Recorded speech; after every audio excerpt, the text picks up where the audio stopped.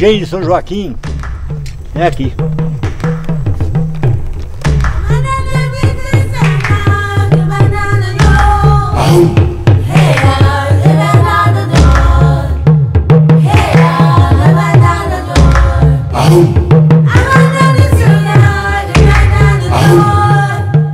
No final do século XVIII, bem numa cidade no interior de Goiás, nasce uma criança, família simples, humilde, perde os pais logo cedo.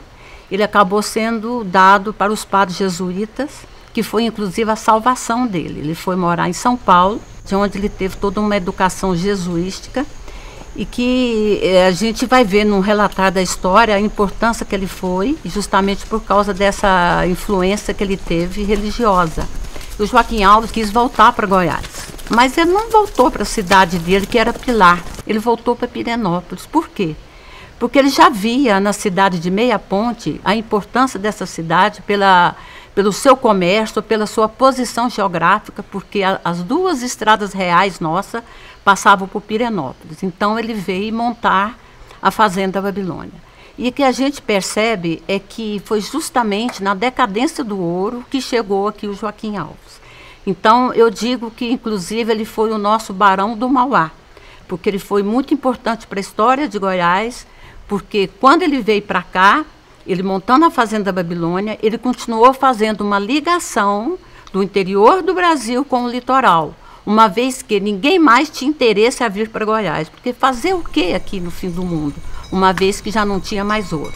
E o que o comendador Joaquim Alves estava fazendo? Ele estava fazendo o comércio, que era a produção do açúcar, a produção do algodão e a produção da mandioca. E para ele manter uma fazenda como a Fazenda Babilônia, ele teria que ter muitos escravos. E isso chamou muita atenção, inclusive, dos viajantes europeus, como Saint-Hilaire, que foi um botânico que hospedou-se aqui, porque não era comum em Goiás você ter 10 escravos. Porque todos os escravos que vinham para o interior do Brasil, eles vinham, principalmente Goiás, eles vinham de Salvador a pé. Então você comprava 10 escravos, chegaria vivo aqui 5. Morria 50%, morria nas viagens. E o Joaquim Alves, segundo o Saint-Hilaire, ele chegou a ter 200 escravos nessa fazenda. Então, como eu falei, ele foi um grande empreendedor. Ele segurou muito o comércio de Goiás, porque você imagina uma família querendo viajar para o Rio de Janeiro naquela época. Você não ia poder viajar com 10 pessoas, você teria que ter uma infraestrutura. O Joaquim Alves ele tinha uma comitiva enorme de 120 burros para transportar os produtos da fazenda até o Rio de Janeiro. Agora, ele não levava açúcar para o Rio de Janeiro, porque o açúcar produzido na Fazenda Babilônia era para o consumo de Goiás e Mato Grosso, porque era inviável, inclusive, você buscar açúcar no litoral. Uma vez que a gente não tinha estrada, nós não tínhamos ponte, e as travessias dos rios era muito difícil. O que ele levava para o Rio de Janeiro? Ele levava o algodão. Então eu digo que a grande produção, o que segurou muito a Fazenda Babilônia, foi a produção do algodão. Ele saía daqui, ele ia para o Rio de Janeiro, gastava 6 meses a 8 meses para ir e voltar, levando esse algodão.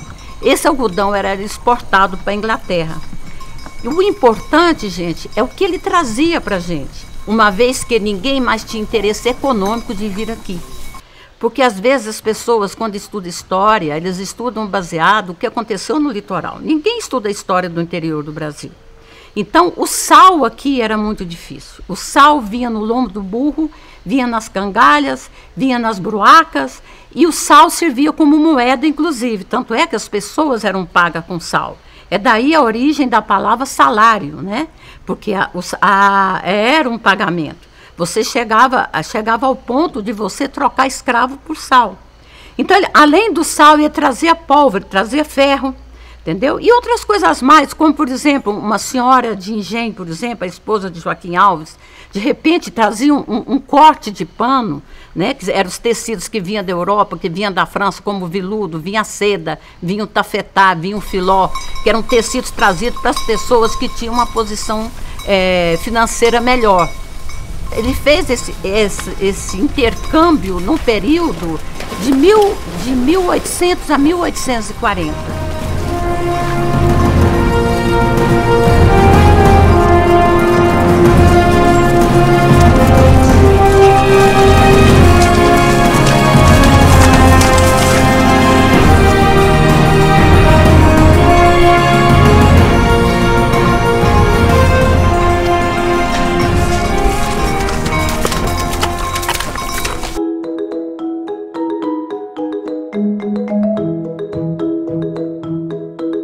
Música